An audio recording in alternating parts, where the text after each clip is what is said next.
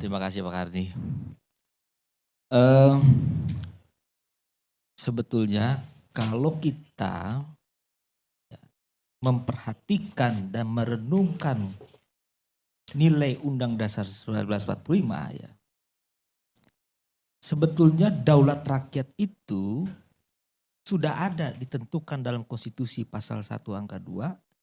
Dia harus dilaksanakan menurut Undang-Undang Dasar 45. Karena itu daulat rakyat, representasi keinginan rakyat dalam berdemokrasi yang hari ini ada berbagai macam pandangan dari kelompok-kelompok tertentu yang menginginkan adanya satu penyelesaian proses demokrasi pemilu yang dianggap dugaan kecurangan itu melalui jalur konstitusional, maka harus kita buktikan dulu apakah jalur itu betul-betul konstitusional atau bukan konstitusional. Jangan-jangan itu kepentingan dari daulat partai politik. Nah, ini yang berbahaya. Dalam prinsip negara hukum yang demokratis, sistem ketatanegaraan kita tidak bisa memisahkan politik dengan hukum. Itu sudah harga mati. Politik itu lokomotif, maka hukum adalah relnya. Jangan politik keluar jalur rel. Jadi ketentuan pasal 20 huruf A bahwa DPR itu punya fungsi membuat undang-undang, anggaran dan pengawasan, di dalamnya juga melekat hak DPR adalah hak angket, tapi ketentuan lebih lanjut itu diatur di dalam undang-undang. Namanya Undang-Undang MD3. Angket yang merupakan bagian dari fungsi pengawasan itu adalah pengawasan terhadap eksekutif, bukan terhadap pengawasan pemilu. Kalau bicara pemilu ada bagian khusus di dalam norma pasal 22 huruf E. Yang namanya suatu komisi pemilihan umum itu sudah diterjemahkan oleh Mahkamah Konstitusi. Dalam putusan MK nomor 11 tahun 2010, di dalamnya itu ada KPU, ada Bawaslu, dan ada DKPP. Siapa yang mengawasi pemilu? Kalau bicara kecurangan, maka di situ perannya adalah Bawaslu. Maka di dalam pasal 22 itu huruf E, ketentuan lebih lanjut terkait dengan penyelenggaraan pemilu diatur dalam undang-undang yang menurut Undang-Undang nomor 12 tahun 2011 tentang pembentukan peraturan perundang-undangan adalah undang-undang tentang pemilu. Jadi di undang-undang pemilu tidak ada itu istilah angket. Saya meyakini betul bahwa hak angket soal kecurangan pemilu inkonstitusional. Ya, karena saya bukan bicara dari segi kepentingan politik. Ya, Saya bicara secara konstitusional, memang undang-undang pemilu itu lex specialis derogat. Sebentar. Kita bicara bahwa semua yang namanya pelanggaran dalam pemilu itu limitatif ya.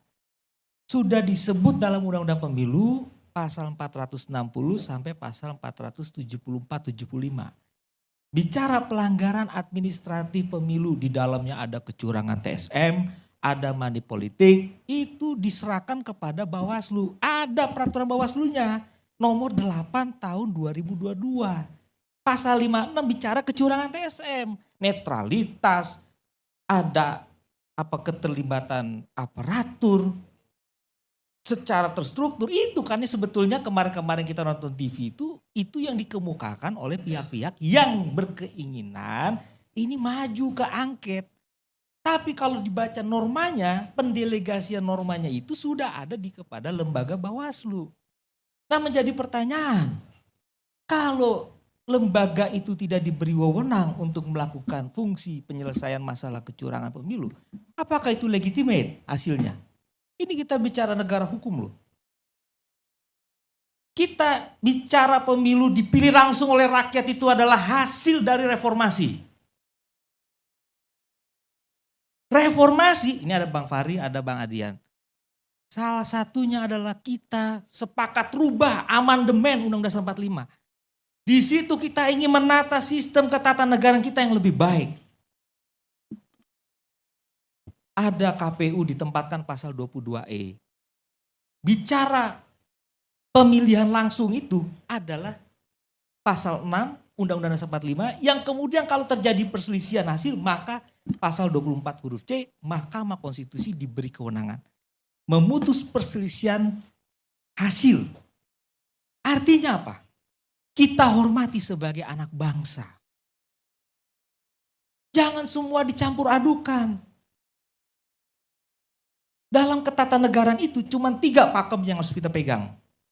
1, bagaimana lahirnya suatu lembaga organ negara? Apa filosofinya? Lembaga legislatif bagian dari trias politika, dia fungsinya checks and balances kepada eksekutif. Urusan pemilu bukan urusan presiden, titik.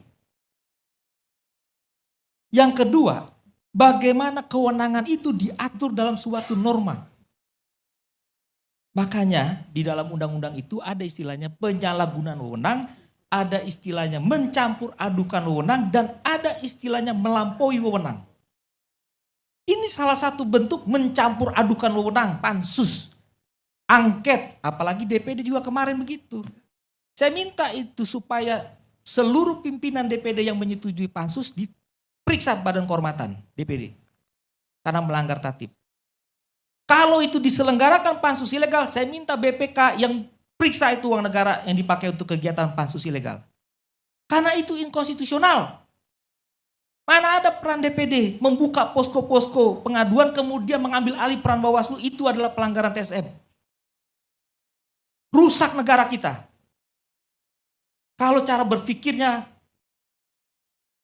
mencampur adukan wewenang, lama-lama nanti dibilang PJ itu adalah bagian dari strategi perencanaan matang. Kecurangan. Hati-hati. Saya bisa challenge ini. Kebijakan PJ sudah diuji oleh Mahkamah Konstitusi dan ada putusan nomor 55 tahun 2019. PJ adalah kebijakan yang saya ahli ketika 88 PJ digugat di pengadilan Tun Pak Karni. Saya ahlinya menteri. Dan akhirnya keputusan 88 PJ yang awal itu sah. Termasuk yang di Aceh. PJ Gubernur Aceh. Itu juga digugat ke PT UN dan hasilnya gugatan ditolak. Dan saya memberi keterangan juga secara tertulis. Artinya ini membuktikan bahwa dugaan-dugaan itu sebetulnya ya sudah harus dijawab oleh lembaga-lembaga yang diberi kewenangan. Ya.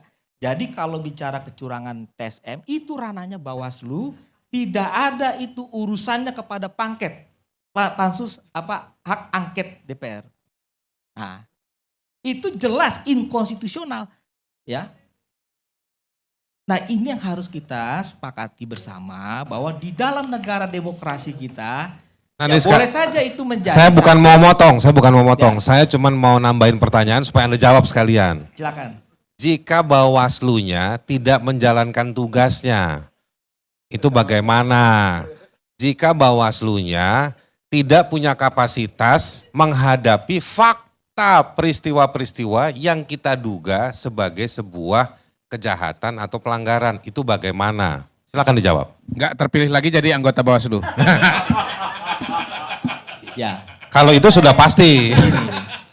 Maka saya bilang tadi, putusan MK nomor 11 tahun 2010 itu menempatkan satu kesatuan fungsi penyelenggara pemilu, ada KPU, Bawaslu, dan DKPP.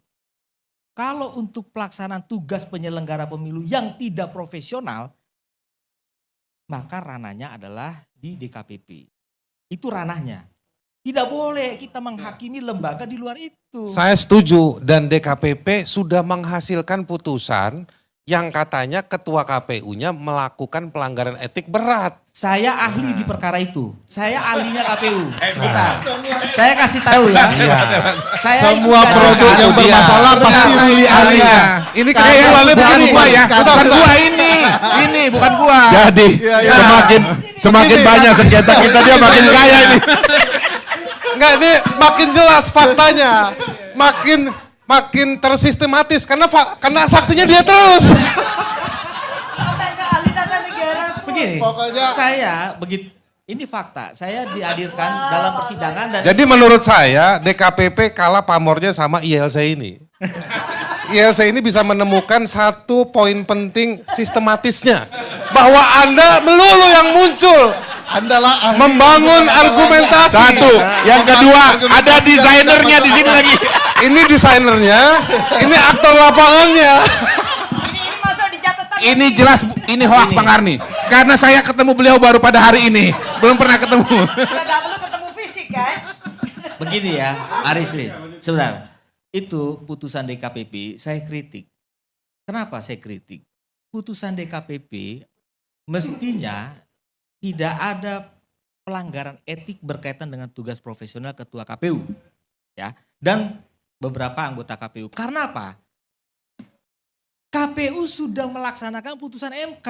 Rul. Erga omnes. Nah itu dia Salah satu putusan kritik Anda Salah satu itu, putusan- kritik Anda itu harus Anda sampaikan ke PDIP, ke PKB, ke P3 supaya ini jadi materi angket. Untuk kita uji di sana. Selidikin. Yang dibela Ruli itu adalah kasus salah satunya ketua KPU berjalan berdua dengan salah satu ketua partai dan disanksi berat oleh DKPP. Lalu Anda membela bahwa ketua KPU boleh kok melaksanakan tugas konstitusionalnya berjalan berdua dengan ketua partai lain. Kan nggak masuk akal cara berpikir hukum tata negara yang begituan, Ruli. Jadi begini ya Fer ya, saya melihat begini, saya luruskan aja ya. Kita kembali ke soal angket ya.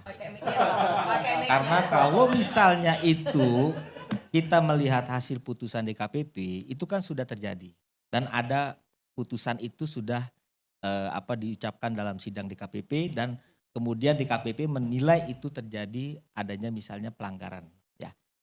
Tapi terlepas dari itu kita kembali kepada sistem hari ini. Yang namanya persoalan penegakan soal hasil pemilu yang dipersoalkan sekarang apakah curang itu endingnya adalah di MK. Karena sudah melewati proses rekapitulasi. Artinya di sini kita tunggu tanggal 20 besok, kita hormati MK bekerja dengan limitasi waktu 14 hari ya untuk mengadili perselisihan hasil ini dan hasilnya legitimate. Karena kalau itu kita benturkan dengan yang namanya framing politik itu dibangun, angket itu harus berjalan, kemudian hasilnya juga diberikan satu rekomendasi, tetapi kemudian ketika diadu mana yang legitimate, ini rakyat akan bingung menurut saya. Jadi artinya kita tidak ada lagi marwah negara hukum itu. Tidak ada kepastian hukum, tidak ada keadilan hukum dan tidak legitimate. Dan itu akan buang-buang waktu sebetulnya. Ya. Bukan soal ada partai yang memang sudah berusaha untuk meyakinkan ini adalah bagian dari aspirasi masyarakat ya untuk membongkar suatu dugaan adanya katakanlah kecurangan. Itu bukan soal adanya partai setuju 1-2 orang kemudian tanda tangan 7 orang dari PKB, 1 dari PDIP. Saya tidak masuk ke arah sana. Tapi lebih kepada hakikatnya apakah lembaga itu berwenang atau enggak. Nah itu pandangan saya Pak Karni. Terima kasih Pak Karni. Boleh saya sampaikan sesuatu Bang Karni? Pertama, subjek dan objek hukum yang kami bicarakan soal angket berbeda dengan cerita Ruli.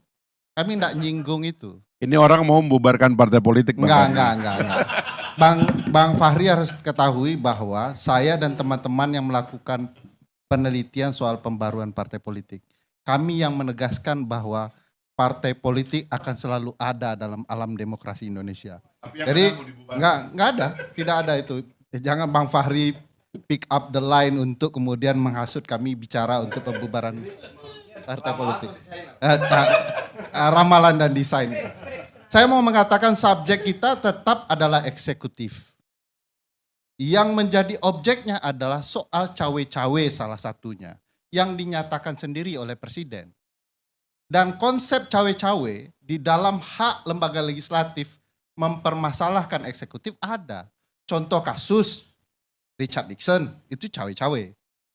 Presiden juga mengatakan, tunggu, supaya terang benerang, supaya Ruli tidak salah subjek dan objek yang dibicarakan, bahwa Presiden juga menggunakan data intelijen untuk mengetahui dapurnya partai. Itu juga objek, karena dalam kasus Richard Nixon juga menggunakan intelijen untuk kepentingan pemilu dan cawe-cawe urusan partai. Jadi kami tidak bicara ke arah yang lain, Ruli. Bicara khusus peran eksekutif dan itu diperbolehkan menurut konstitusi dan undang-undang MD3. Ya, soal apa? Kan soal pemilu kan? Kaitannya Cawe-cawe kan? kan pemilu kan itu melalui undang-undang pemilu, Ruli. Ya kalau judulnya soal Bukan pemilu, mimpi. semua publik sudah tahu ini angket judulnya soal pemilu. Iya, tapi kan tidak bicara hasil, itu tempat lain. Iya, tapi kan soal materinya keterlibatan netralitas ini Iya, keterlibatan itu yang harus aparat, diungkap. itu ranahnya Presiden Bawaslu. tidak boleh Baca pasal menggunakan 56. kekuasaannya. Anda baca baik-baik Pasal soal 56 angket. Perbawaslu Pasal nomor 8 79, tahun 2022. 199, ini undang-undang bukan perbawaslu. Lebih rendah itu. Pasal Objeknya 460 pelanggaran TSM itu Enggak diserahkan ada. kepada Bawaslu dan Kami diatur dalam tidak Perbawaslu. bicara Ini bagaimana soal nih? peran Bawaslu, tapi peran lembaga legislatif. Perhatikan bedanya. Satu, peran lembaga legislatif mengawasi perundang-undangan. Satu, peran Bawaslu dalam TSM administrasi. Dua hal yang berbeda. Saya kasih jalan Memang keluar Bang bentuknya Karni. sama. Ya, saya kasih jalan keluar. Kalau ini Nggak perlu adalah jalan terkait keluar. dengan peran lembaga legislatif, tolong jangan legislatif yang sekarang, nanti aja. Oke. Kan sama aja kan? Kan yang menyelidiki Ya yang sudahlah, mengawasi Anda kan sekarang, bilang ini nggak ada hubungannya Nah, dengan ini abang pemilu. juga salah nih. Bilang aja Legislatif bahwa yang ini ngawasin sekarang, Iya, bukan legislatif besok. legislatif yang besok sama aja. Oh nggak bisa. Nggak ada dong, Kenapa investigasi. legislatif sekarang tidak boleh? Investigasi terhadap Bank Senturi dilakukan oleh DPR periode Ya kan berikutnya. Boleh. Ya udah. Ya makanya, jadi jangan sekarang, mendingan Sekarang DPR yang akan datang aja. Yang mau sekarang kan DPR sekarang, Pak Abang yang ngatur gitu.